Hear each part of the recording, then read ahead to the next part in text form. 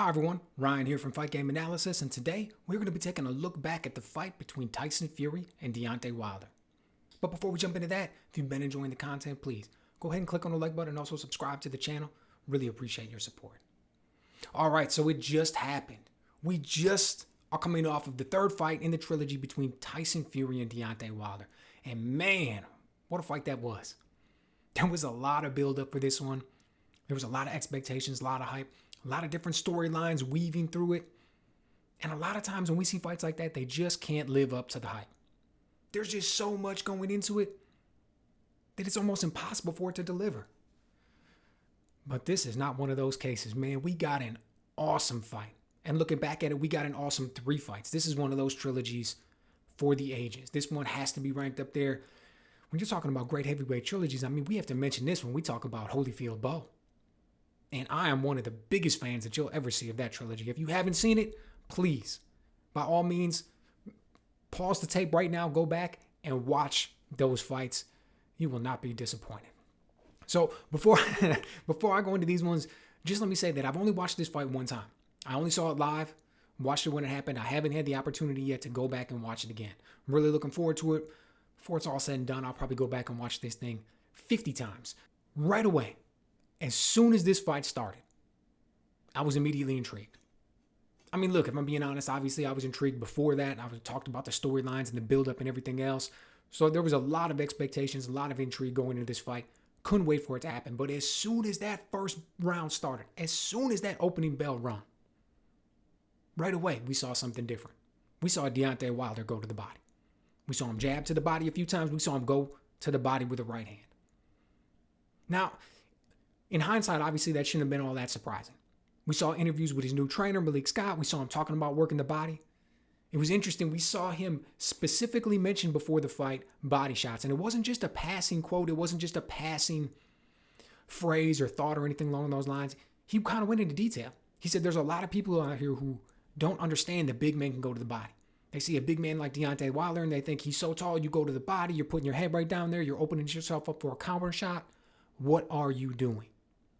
And he brought up the historical examples. He said, what about Lennox Lewis? He was a pretty big guy. He used to go to the body. History is full of big guys who go to the body. The thing is, you can't go to the body naked. He used the term, you got to dress it up. When you hear a lot more than that is the phrase, you have to set it up.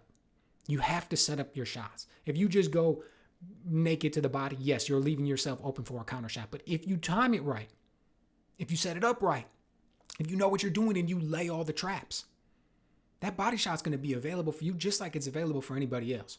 And make no mistake about it, when we talk about how big Deontay Wilder is, we have to mention how big Tyson Fury is because he's actually bigger, like 6'9". So it's there, it's available. The shots were there to be had. Deontay Wilder started exercising them early. I like to see it. I really did because we all know how slippery Tyson Fury is, man. We all know how he can get on the inside. The way he works angles, the way he gets upper body movement, between parrying shots, knowing how to dip his head behind his shoulder. Like, he's got all those tricks that you see from a top of the food chain boxer. Makes it really difficult, particularly if he knows that all you're trying to do is go out there and take his head off. You mix it up and you throw in some body shots, now you keep him guessing. And how much was he guessing? We saw that right away. Tyson Fury barely did anything in the first round. In my opinion, the first round unequivocally went to Deontay Wilder for no other reason, activity. When Wilder came out there and he were working that body with jabs and then right hands, he landed some good shots. But I think it confused Tyson Fury more than anything else. He tried to throw a few feints here and there, tried to step inside, but he needed to kind of recalibrate things. He needed to take into account those body shots and what he was going to do to counteract them. So then the fight goes on a little bit, and we see Fury get the knockdown. And I don't know about you, but I do not like the way Deontay Wilder takes a shot. He doesn't wear those punches well. Even though he keeps going, he's still strong. He still has power. Just visually, when you look at him, the look on his face, the way his eyes get kind of big, doesn't look like he takes shots all that well to an outside observer. You know, I can't mention how he feels. I can't talk about that, but I can just talk about how it appears from the outside. So when he got that knockdown, I looked at it and I thought, this is it, beginning to the end right here.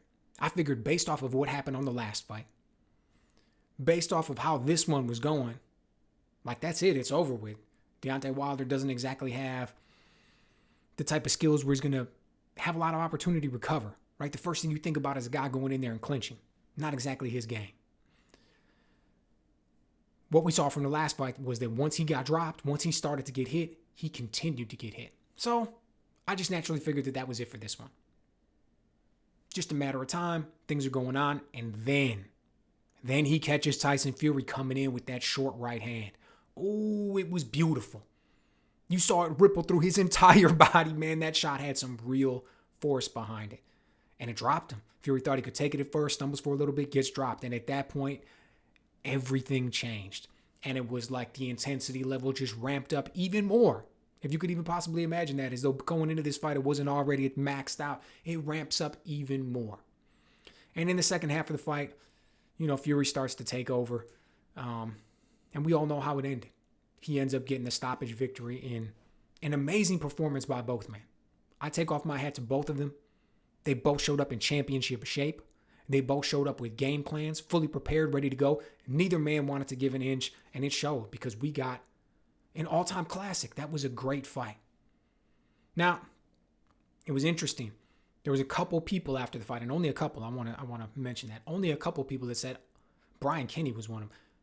Are we going to have a fourth one? Have these guys seen enough of each other? Do we really need to go in there and see them again? I mean, yeah, Tyson Fury got the win, but Wilder got those 2 knockdowns, and it looked bad for Fury for a moment. Should we see these gentlemen for a fourth time? I'm unequivocally against that. These guys have fought enough. That's it. It's over. Close the chapter. Close the whole book. It's done with. We saw what we need to see from these gentlemen engaging in a boxing match. And I'm really glad we did. All 3 of them were great. But we don't need that fourth one. At this point, I'm thinking about Tyson Fury versus Usyk. I know.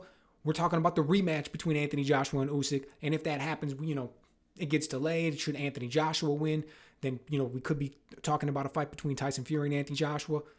All of that remains to be seen. It's in the future. I'm just telling you what I want to see right now. I absolutely 100% want to see Tyson Fury versus Usyk. I think that would be a great fight. When you have the epitome of the big man with incredible boxing skills. You have the smaller man with the incredible boxing skills.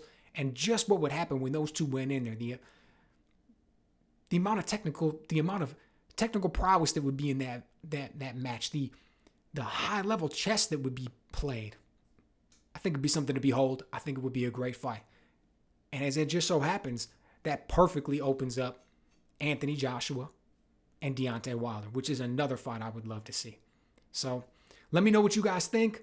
Did you enjoy this third fight as much as I did between Tyson Fury and Deontay Wilder? Do you think it was an instant classic? Just one that we're going to have to watch again and again?